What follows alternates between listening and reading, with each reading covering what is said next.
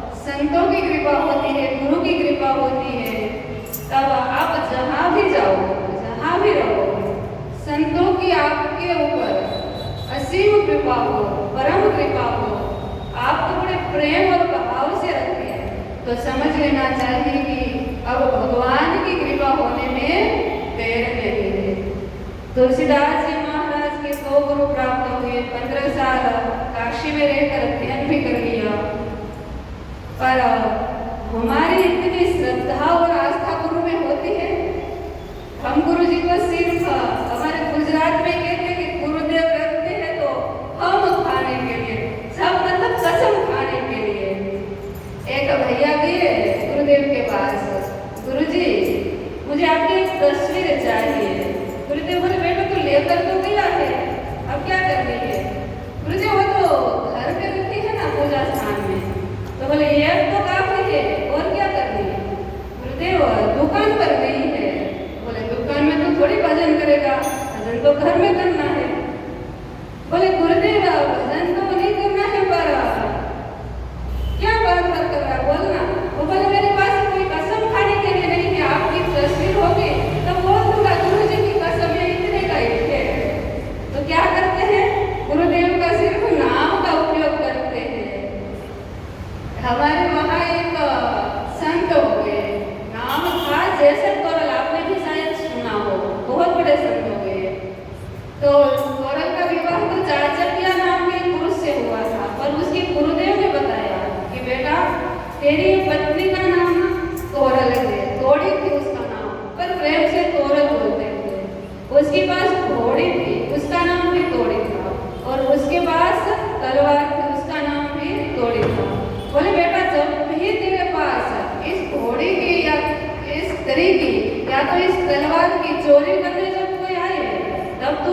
एक साथ ही तीनों दे देना। गुरुदेव के वचन अनुरूप उस घोड़ी की चोरी करने बहुत बड़ा टापू था, वो आया और उसको पता चला कि ये घोड़ी को चोरी करना है। उससे अपनी पत्नी और घोड़ी और तलवार दोनों दे दिए। अब उनका पूरा विस्तार तो हम नहीं कर सकते, थोड़ा सा बता दिया कि गुरु वचन से, गुरु के वाक्य पर विश्वास करके उन्होंने अपनी पत्नी को भी किसी को दान दे दिया, तो भी उसका उद्धार हुआ, उसकी पत्नी का उद्धार हुआ और साथ साथ में कई लोगों को वो स्त्री तार गई। अभी शायद 50-60 वर्ष हुए, ज्यादा समय नहीं हुआ। हमको लगता है वो तो पूर्वज थे हमारे, गुरु कृपा को प्राप्त करते, हमको थोड़ी मिलती है, पर गुरु कृपा शिष्य के श्रद्धा से मिलती है। नहीं कि गुरु आशीर्वाद देते कि जा बेटा तेरा ये हो जाए वो हो जाए।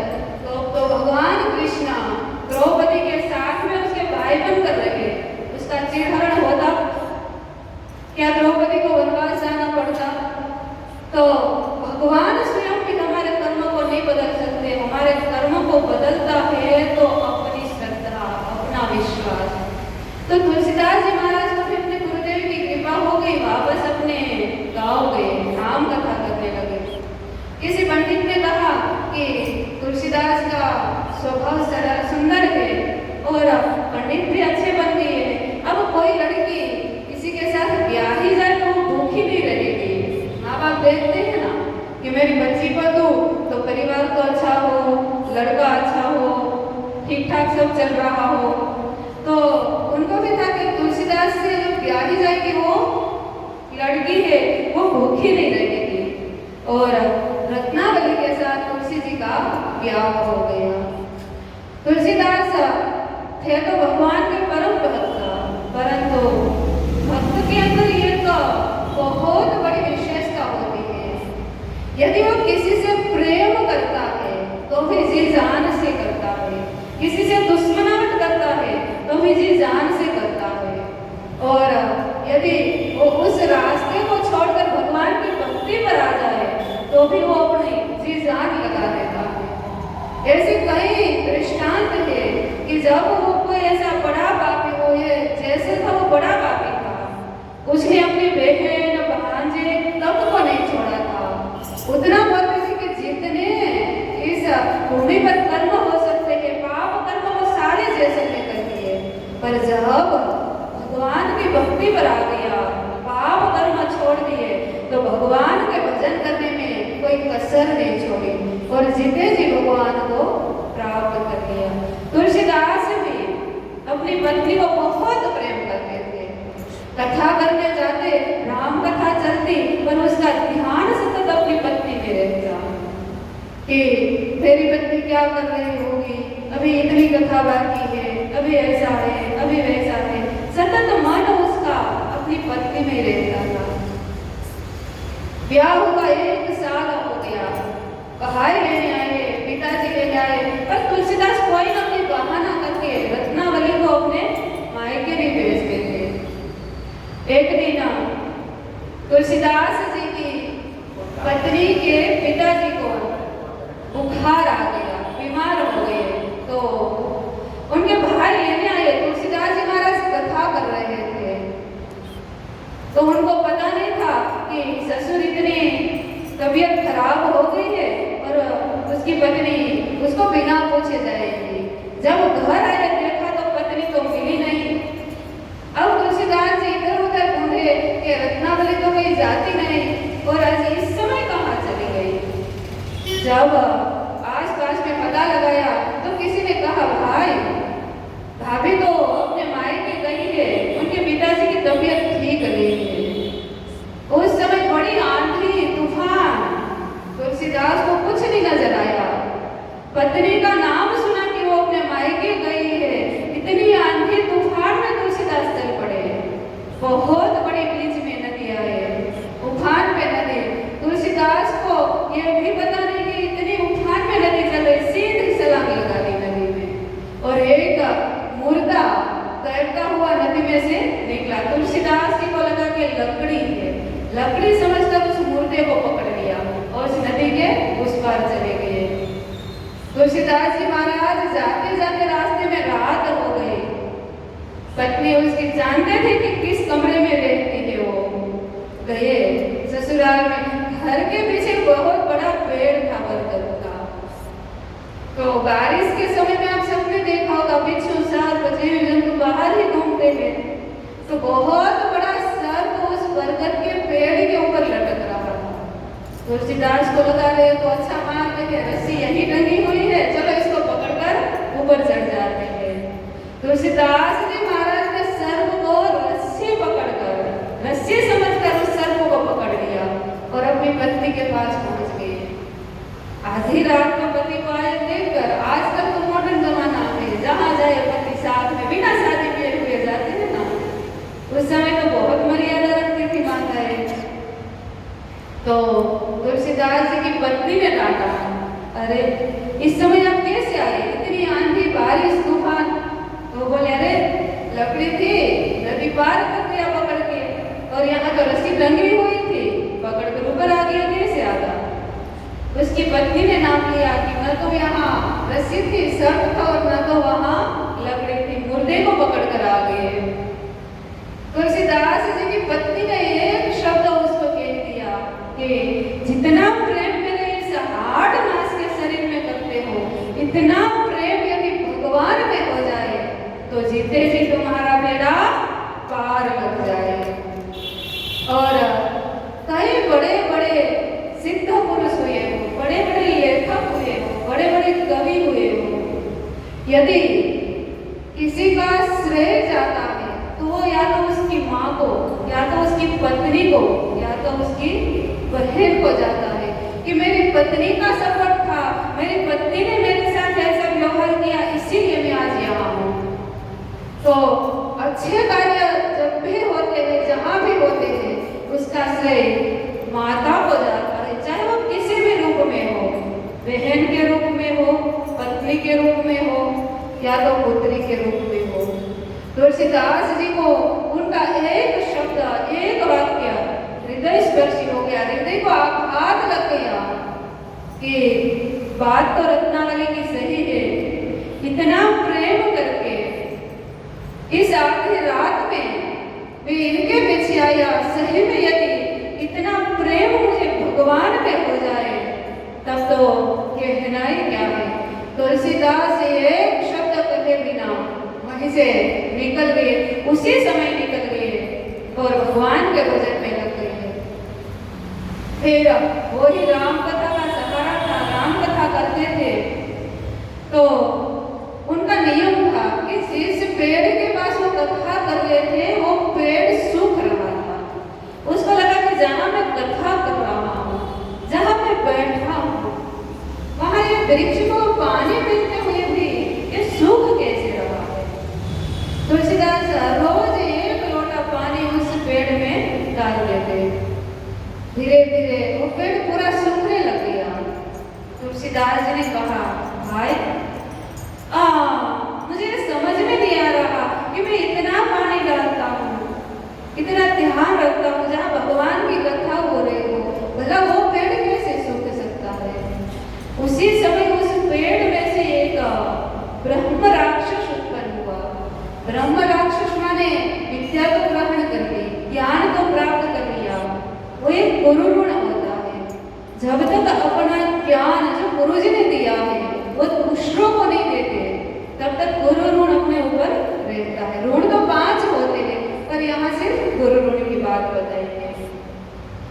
तो बोले मेरे ऊपर गुरु ऋण था, मैंने किसी को ज्ञान दिया नहीं, इसीलिए मैं ब्रह्म राक्षस बना। पर आपने मेरे समक्ष आकर जो ये भगवान की कथा कही, मैंने ये कथा सुनी और मेरी मुक्ति हो गई, अब मैं जा रहा हूँ। तो तुलसीदास ने कहा, भाई जाने से पहले मुझे एक बात तो बता दो। वो बोले क्या, भगवान राम को भी कैसे प्राप्त करूं, भगवान राम मुझे कैसे मिलेंगे। तो बोले तुम्हें पता है। वो बोले नहीं पता, क्या बोलो। बोले आपकी कथा में रोज हनुमान जी महाराज सुनने आते हैं, हनुमान जी महाराज को पकड़ लो, आपको राम जी सहज ही मिल जाएंगे। और भूत प्रेत को जितना हनुमान जी महाराज को जानते हैं, इतना हम लोग नहीं जानते, क्योंकि भूत विचार से निकट नहीं आवे।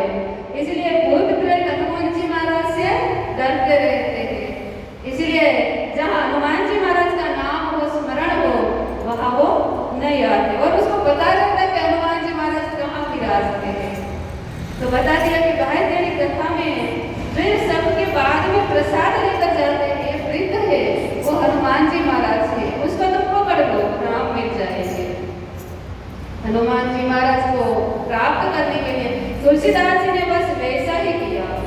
जैसे ही राम कथा पूर्ण हुई और प्रसाद बटा, वो वृद्ध लोग को तुलसीदास जी ने पहले प्रसाद बांटने वाले को बता दिया कि भाई उस व्यक्ति को मुझे पूछे बिना प्रसाद मत देना, आज मैं उसको दूंगा प्रसाद। सबको प्रसाद दे दिया। हनुमान जी महाराज को जब तक प्रसाद नहीं मिलता तब तक तो वो जाते नहीं। तुलसीदास महाराज जी ने सब चले गया, हाथ में प्रसाद लिया, गए वृद्ध व्यक्ति के पास, महाराज मैं जानता हूँ आप कौन हो, आप कृपा करके मुझे प्रभु श्री राम से मिलवा दीजिए। और हनुमान जी महाराज ने कहा भाई तो यहाँ से चित्रकूट चला जा, वहां तुझे भगवान श्री राम के दर्शन होंगे। और चित्रकूट में जाकर पहले तो तुलसीदास ने खूब देखा, जंगलों में जाए, पहाड़ों में जाए, राम नाम का जप करे, पर प्रभु श्री राम का कहीं दर्शन न होए। अब हनुमान जी महाराज ने कहा था और उसके शब्द पर भरोसा भी था, पर भगवान का दर्शन न हुए। फिर हनुमान जी महाराज को याद किया तुलसीदास जी ने, हे भगवान आप तो सदैव राम के सानिध्य में रहते हैं, आपने कहा फिर भी मुझे दर्शन नहीं होता, आप कृपा कीजिए ना। हनुमान जी महाराज ने कहा ठीक है चलो मैं इसमें भी आपकी सहायता कर देता हूँ। कथा तो लंबी है पर हमको थोड़ी रामायण जी में अभी हमने प्रवेश नहीं किया, इसीलिए थोड़ी शॉर्ट में ले लेते हैं। तो जब राम प्रभु आए, तुलसीदास जी घिस रहे थे चंदन, तो राम जी को मिलाने के लिए हनुमान जी महाराज ने चौपाई बोली कि तुलसी घिसे चंदन तिलक तले रघुराय। इतना सुनते ही तुलसीदास जी समझ गए कि मेरे प्रभु श्री राम है। उसी प्रकार हनुमान जी महाराज की कृपा से भगवान श्री राम का दर्शन भी हो गया। अब तुलसीदास महाराज भजन करे, अयोध्या जी छोड़कर, चित्रकूट छोड़कर काशी में आ गए और काशी में आकर श्री रामचरितमानस का प्रारंभ किया। कौन सी तिथि, कौन सा वार और कौन से नक्षत्र कब किया, वो सब हम कल पूरा श्लोक के साथ देखेंगे। आज की समय मर्यादा हमारी समाप्त हो रही है। बोलिए श्री सियावत रामचंद्र भगवान की। आइए थोड़ी देर हरि संकीर्तन करते हुए ओम नमो भगवते वासुदेवाय, ओम नमो भगवते वासुदेवाय, ओम नमो भगवते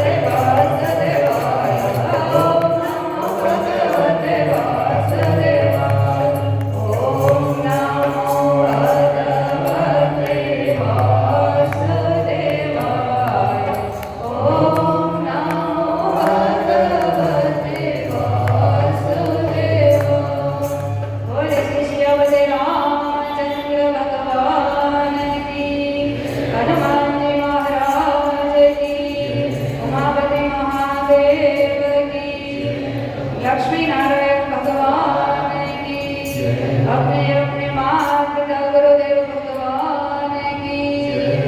ओम शांति शांति शांति। और श्यामचंद्र भगवान की चित्रकूट के घाट